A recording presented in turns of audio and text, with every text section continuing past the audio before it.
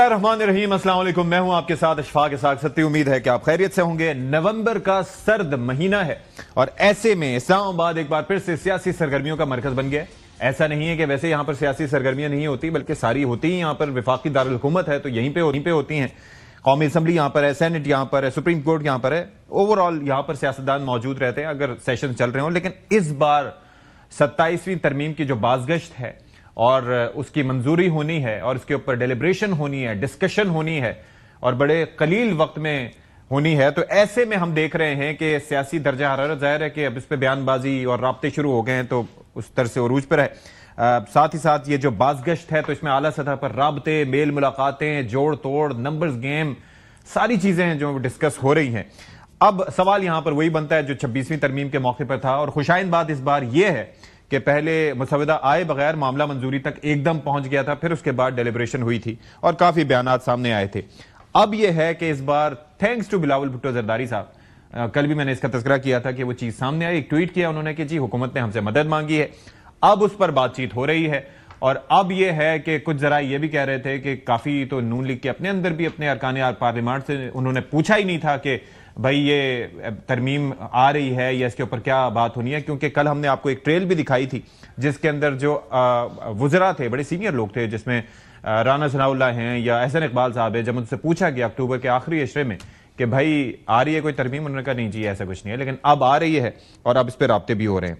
अब यह है MQM पाकिस्तान के रहनुमा यहां पर पहुंचे हुए हैं और आज खालिद मकबूल सिद्दीकी समेत जो वफ्द था उनकी मुलाकात भी हुई है। वो अपने मामलात बयान कर रहे हैं और जाहिर है कि तरमीम का एक वसी कौमी इंटरेस्ट तो है, लेकिन एक सियासी इंटरेस्ट भी है और जिस सूबे को या जिस शहर को रिप्रेजेंट करते हैं वहां के लोगों के इंटरेस्ट को भी उन्होंने केटर करना है ताकि रेलेवेंस बरकरार रहे। JUI अपने हिसाब से उसमें मुतहर्रिक है, लेकिन काफ़ी सारी चीज़ें हैं इस तरमीम में जो हमने कल भी डिस्कस की थी।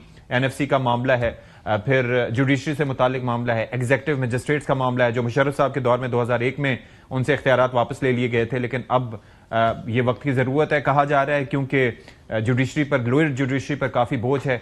80% से ज़ायद केसेस पेंडिंग हैं और उसकी वजह से लोगों को इंसाफ की फराहमी नहीं होती। काफ़ी सारे मामलात हैं, फिर इस पर हम ज़रा बात कर लेते हैं। और इसके ऊपर ज़ाहिर है जो फैसल वाडा साहब हैं उनकी आज मुलाकात भी हुई मौलाना फजलुर रहमान साहब से और उन्होंने कुछ गुफ्तगू भी की, तो मैं चाहूंगा कि आप जरा देख लें कि वो क्या कहते हैं।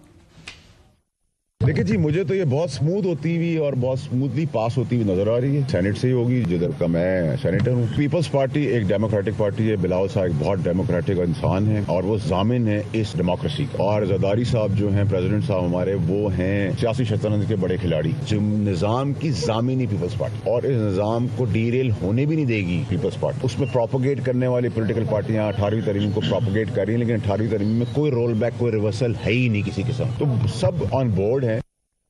अच्छा जी, इस पर इसहाक डार साहब ने भी गुफ्तगू की थी, क्या फरमाया था वो भी जरा देख लीजिए।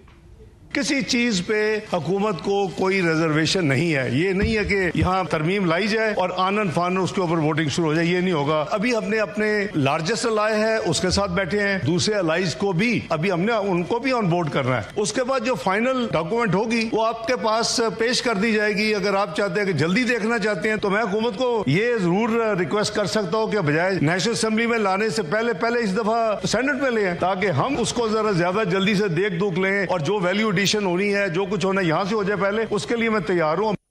राना सनाउल्लाह साहब ने क्या फरमाया, जाहिर है कि मुशीर भी हैं और सेनेटर भी हैं और सीनियर सियासतदान हैं, क्या फरमाते हैं जरा देखिए।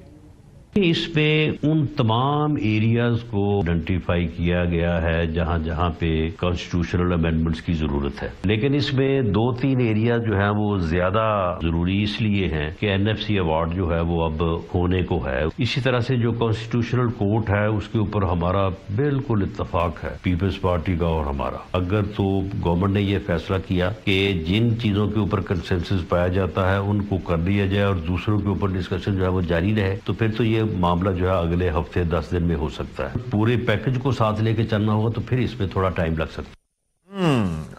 सकता है। लेकिन साथ ही साथ अब कहा जा रहा है कि ये 14 नवंबर की एक तारीख दी जा रही है कि 14 नवंबर तक ये मंजूर करवाने का एक फैसला किया गया। ज़रा इस बाबत जराए कहते हैं, लेकिन ये क्यों कर होगा। और पहले कल इसहाक डार साहब ने इशारा दिया था कि पहले ये सिलसिला शुरू होगा सेनेट से और वहां से होना चाहिए।